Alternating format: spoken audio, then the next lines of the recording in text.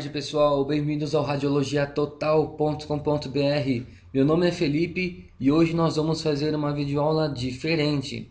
Muita gente está sabendo que o mercado de trabalho da radioterapia tem crescido e muito. Assim, é de se esperar que logo comecem a surgir concursos públicos para os novos técnicos e tecnólogos em radioterapia. E para ajudar vocês a estudarem para esses concursos, eu estou fazendo uma série de videoaulas que vão abordar questões para concursos públicos, coisas que já caíram em concursos, coisas que podem cair, enfim.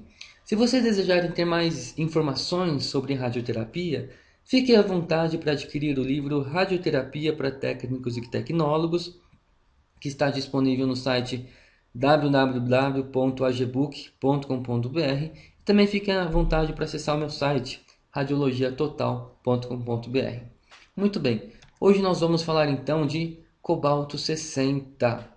Em radioterapia, gente, esse tipo de equipamento foi muito utilizado há alguns anos. Hoje, a tendência dos hospitais é adquirir acelerador linear, que tem uma tecnologia muito superior à do cobalto, com muitas vantagens em cima do cobalto, coisas que serão abordadas em uma aula futura. Mas só para vocês terem uma ideia, essas fotos são exemplos de cobalto 60, ou bombas de cobalto, ou apenas equipamentos de cobaltoterapia. Então, nós podemos dizer que isso aqui é um exemplo de teleterapia, ou seja, onde a fonte de radiação, que fica aqui dentro dessas blindagens, a fonte de radiação fica distante do volume de tratamento, portanto, um exemplo de teleterapia. E em um concurso público feito no INCA em 2010, algumas questões foram dedicadas só aos cobaltos. Na parte de conhecimentos específicos das questões de número 58 a 61, nós podemos ver isso. Então vamos ver todas as questões e comentar cada uma delas.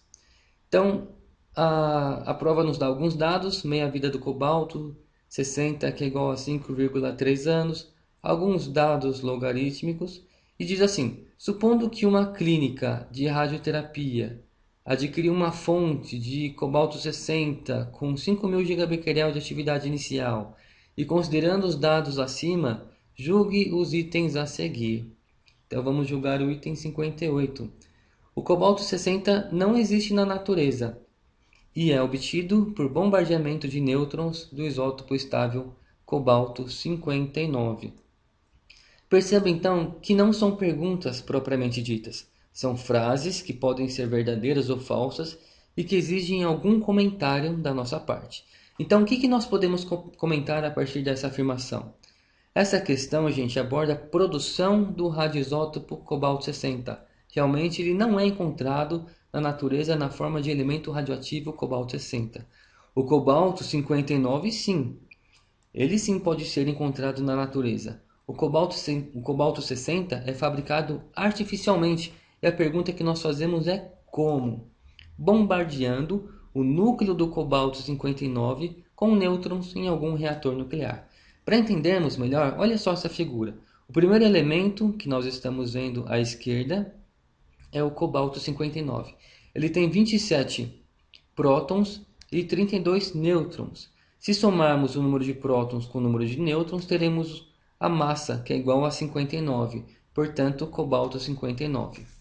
Se nós bombardearmos o núcleo desse elemento com nêutrons, nós conseguiremos penetrar no núcleo do cobalto, quebrando seu equilíbrio energético, por alterar o número de nêutrons dentro do núcleo e, consequentemente, a massa. Ou seja, o cobalto 59 tinha 32 nêutrons. Após o bombardeamento, passou a ter 33 nêutrons. A massa agora é 27 mais 33, que é igual a 60. Portanto, cobalto 60.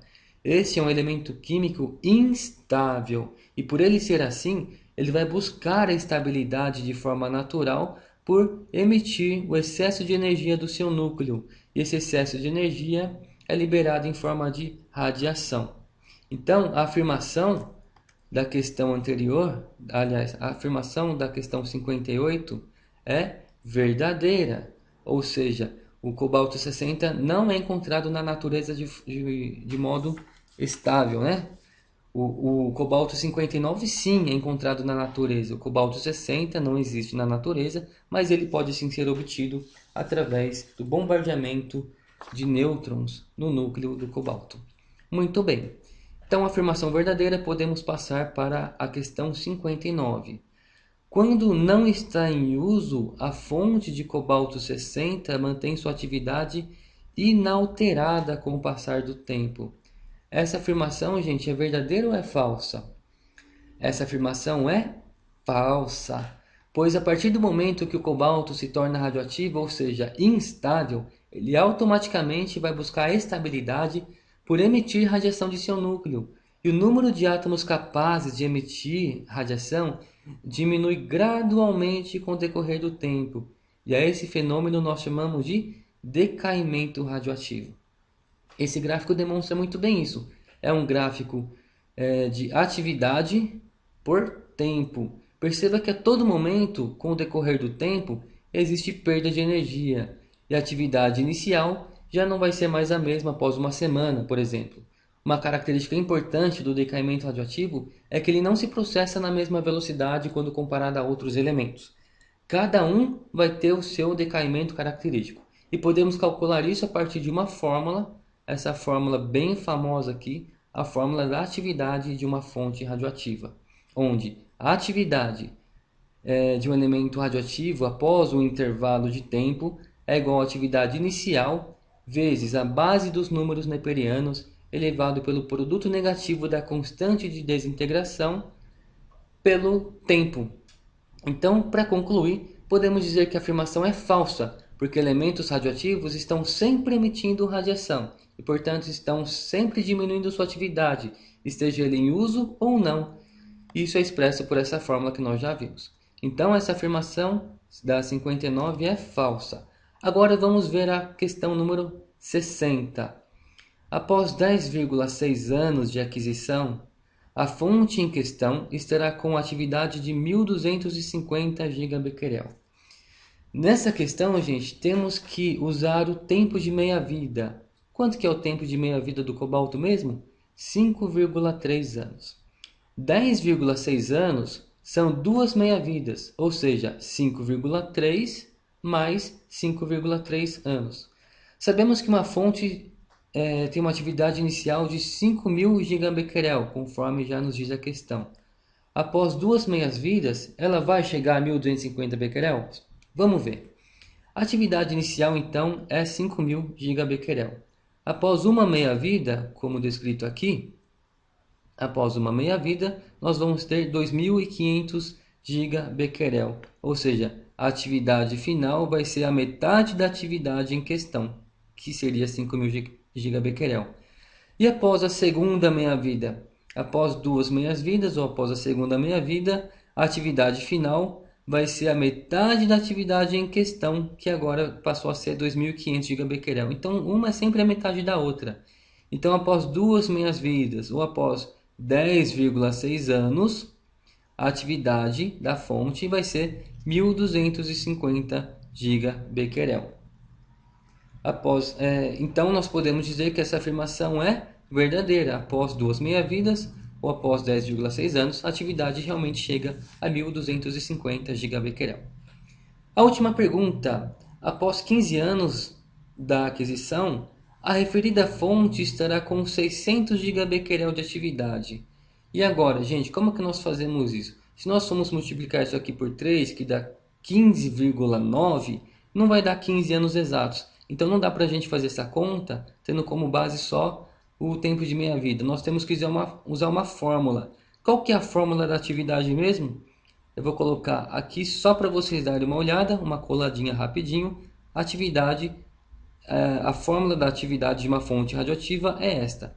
Então, eu fiz uma gravação com o vídeo do meu celular. Não ficou muito bom, mas eu acho que dá para a gente entender como que essa conta é feita. Então, já de antemão, já peço desculpas pela qualidade do vídeo, mas dá para perceber como que a gente faz a conta. Isso se o play funcionar. Funcionou. Então tá aqui, essa é a fórmula da atividade de uma fonte, onde a atividade é o que nós queremos obter, nós não temos.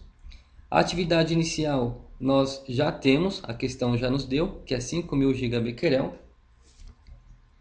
Nós temos aí a constante de desintegração, que é característica de um elemento radioativo. No caso do cobalto é 0,13, aliás, desculpa, e o tempo é 15 anos, como a questão já nos diz. E temos também alguns dados adicionais que a questão nos dá, que são aqueles números, aqueles valores exponenciais e elevado a menos 1,95, que é igual a 0,14, e outro dado exponencial que a questão nos dá é e elevado a menos 2,12, que é 0,12.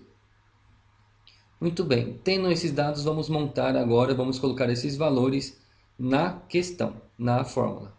Então, a atividade vai ser igual